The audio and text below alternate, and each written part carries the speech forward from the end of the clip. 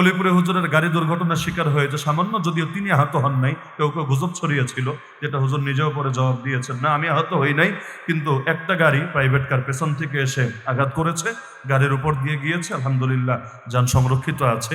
ওই বাজারের লোকেরা পরবর্তীতে ওই ড্রাইভারকে ধরে এটা মিটমাট করিয়ে দিয়েছে। আর আমাকে কয়েকদিন আগে নির্ভরযোগ্য একজন ব্যক্তি, নাম বলার দরকার নেই, তিনি সতর্ক করলেন, হুজুর নির্বাচনের আগে এবং নির্বাচনের পর পর এই টাইমটা আপনারা খুব বেশি সতর্ক থাকেন, কারণ আমাদের কাছে রিপোর্ট আছে আপনাদের কিছু প্রতিবাদী আলেমকে টার্গেট করা হতে পারে। নিশ্চিত না, কিন্তু টার্গেট করা হতে পারে, সাবধানে থাকেন। এখন থেকে 3 দিন আগে বাংলাদেশের প্রখ্যাত আলেম, নাম বললে হয়তো অনেকেই চিনবেন, হযরত মাওলানা হাবিবুল্লাহ মাহমুদ কাসেমি দামাত বারাকাতুহুল আলিয়া, হঠাৎ করে ভয়াবহ রোড অ্যাক্সিডেন্টে পড়ে এমন আহত হয়েছেন, তিনি নিজে, তার স্ত্রী, তার কন্যা সন্তান সহ মাহফিলে যাচ্ছিলেন অনেক দূরে, সে নওগাঁ পোরশায় যাওয়ার পথে সিরাজগঞ্জ এমন ভয়াবহ দুর্ঘটনার শিকার হয়েছেন, পাঁজরের 3টা হাড় নাকি ভেঙে গেছে, এমনকি চোয়ালে, চোখে এবং হাতে এই পরিমাণ ক্ষতির শিকার হয়েছেন, এই চিকিৎসা নেওয়ার জন্য নাকি বিদেশেও যাওয়ার প্রয়োজন হতে পারে। অথচ 2021-এ মামলা খেয়ে একসাথেই তো ছিলাম জেলে, ওই সময় তাকে যেই পরিমাণ সাফার করতে হয়েছে, যেই পরিমাণ আর্থিক কোরবানি দিতে হয়েছে, এখনো মাথার উপর ঋণের বোঝা। পারিবারিকভাবে ধনী, কিন্তু এরপরে এক মামলা যে খায় না সে বুঝবে না এগুলোর জ্বালা, এক মামলার পেছনে এই পরিমাণ অর্থ গিয়েছে, এখনো মাথায় ঋণের বোঝা, তার উপর আবার নতুন করে এই পেরেশানি। ডাক্তাররা বলছে এই মৌসুমে আর ওয়াজ করাই তার পক্ষে সম্ভব না, বিছানায় পড়ে আছেন। ওই ঘটনার দুঃখ যেতে না যেতে 2 দিনের মাথায় আমাদের ভাই আল্লামা মাহমুদ হাসান, হযরত মাওলানা মাহমুদ হাসান গনবী দামাত বারাকাতুহুল আলিয়া, তিনিও একই টাইপের অ্যাক্সিডেন্টের শিকার হলেন, পুরো একই টাইপের, অল্প একটু চেঞ্জ হতে পারে কিন্তু প্যাটার্নটা প্রায় সেম। একই ধরনের অ্যাক্সিডেন্টের শিকার হলেন, একটা চোখ তো চরমভাবে ক্ষতিগ্রস্ত হয়েছে, চোখের অপারেশনও হয়েছে, বাহুতে আঘাতপ্রাপ্ত হয়েছেন।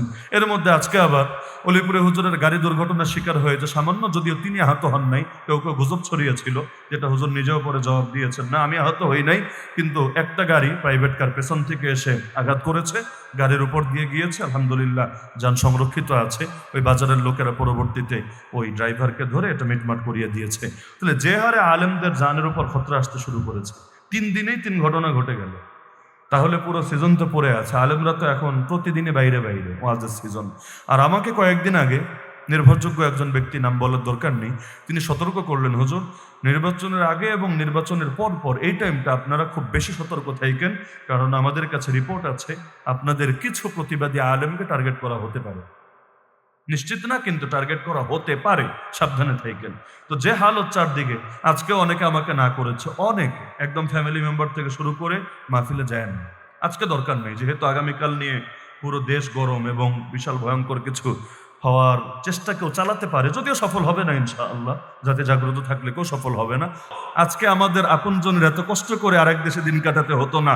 মাঝে মাঝে আমার চিন্তাও হয়, খেয়ে আছে নাকি না খেয়ে আছে, শরীর স্বাস্থ্য আগের মতো আছে না শুকিয়ে গেছে, এমনকি কই যে আছে না আছে, মইরা গেলেও তো ঠিক মতো খবর পাওয়া যাবে না, আসলেও তো টেনশনের বিষয়। তো ঘরের মেয়ে পরের কাছে গিয়ে ভালো থাকবে কিভাবে? তো এই যে এভাবে কষ্ট তাকে পড়তে হয়েছে কেন? রয়ের হাতে যদি ক্ষমতা থাকতো, ইন্ডিয়ার হাতে যদি ক্ষমতা থাকতো, তাহলে তো ওই আবু সাইদ মুগ্ধের পরিণতি সবাইকে বরণ করতে হতো, তাকে তো এভাবে এই শেষ জীবনে কষ্টগুলো করা লাগতো না। তাহলে ক্ষমতা ইন্ডিয়ার হাতে না রবের হাতে? ক্ষমতা যদি রবের হাতে থাকে, ভয় পেতে হবে কাকে? ইসলাম প্রতিষ্ঠিত হলে অমুক হ্যাংকারেঙ্গা ত্যাংকারেঙ্গা, আরে গোটা দুনিয়া চেয়েছে আমার নবীরা মারবে, কি পেরেছে? রোম, পারস্য, মক্কার কুরাইশ, মদিনার ইহুদি সবাই মিলে চেয়েছে আমার নবীকে শেষ করবে। যারাই শেষ করতে এসেছে নিজেরাই শেষ হয়ে গিয়েছে। তাহলে আল্লাহ থাকতে আর কাউরে লাগবে না আমাদেরকে, হাসবুনাল্লাহু। সুতরাং দিলে যদি ঈমান থাকে, আসেন আমরা ইসলামী শাসন ব্যবস্থা প্রতিষ্ঠার জন্য ঐক্যবদ্ধ হয়ে যাই। এবার শেষ করি সব কথার মূল পয়েন্টগুলো আবার ফোকাসে এনে। 1 নম্বর হলো ইসলামী শাসন ব্যবস্থাকে আরবিতে কি বলে? গণতন্ত্র, সেকুলারিজম, খেলাফত। মাথায় রাখবেন, খেলাফত শব্দটা ভয়ের শব্দ না নিরাপত্তার শব্দ? অনেকে খেলাফত শব্দেও ভয় পায় যে খেলাফত নাকি আবার জঙ্গিবাদ, খেলাফত নাকি আবার সন্ত্রাসবাদ। খেলাফত মানে আল্লাহর শেখানো শাসন, নবীর বাস্তবায়ন করা শাসন, খোলাফায়ে রাশেদিনের অ্যাপ্লাই করা শাসন, ব্যাস। তাহলে ইসলামের শাসন ব্যবস্থার নাম কি? খেলাফত। এটা প্রতিষ্ঠা করতে চাইলে কি লাগবে? সবার আগে আমাদেরকে এক উম্মাহ হতে হবে, ইউনিটি লাগবে, একতা লাগবে। একতা যত বাড়বে আমাদের খেলাফত তত সহজ হবে, কারণ এটা বিচ্ছিন্ন কোনো বিষয় না, এটা সকলের সম্মিলিত একটা বিষয়। তাহলে 1 নম্বর দরকার, পৃথিবীর সমস্ত মুসলমান ঐক্যবদ্ধ হবে। এর জন্য ভৌগোলিক জাতীয়তাবাদকে 3 তালাক দিতে হবে। জাতীয়তাবাদ দিয়ে হবে না, বরঞ্চ উম্মাহ, এক জাতি, এই চেতনা কার্যকর করতে হবে। অন্তত সারা দুনিয়া না পারি, নিজের দেশের মধ্যে পরিবর্তন আনতে হবে, সবাইকে উম্মাহ চেতনায় উজ্জীবিত করতে হবে। আর সর্বশেষ পয়েন্ট, শুধু আরামে আরামে ওয়াজ করে, মিলাদ পড়ে, দাওয়াত দিয়ে 2 দিন মেহনত করেই অত দিন কায়েম হবে না। পূর্ণাঙ্গ একটা বিপ্লব লাগবেই লাগবে সেই বিপ্লব করতে রেডি আছেন তো ইনশাআল্লাহ? হ্যাঁ, যখন আল্লাহ যখন চান তখনই হবে। আজকে হোক আর আমরা বুড়ো হওয়ার পরে হই, আল্লাহ যখন চান তখনই হবে। কিন্তু দিলের মধ্যে হিম্মত রাখতে হবে। আমরা জামানার বেলালে হাবশিও হতে রেডি, আমরা জামানার খালেদ বিন ওয়ালিদও হতে রেডি।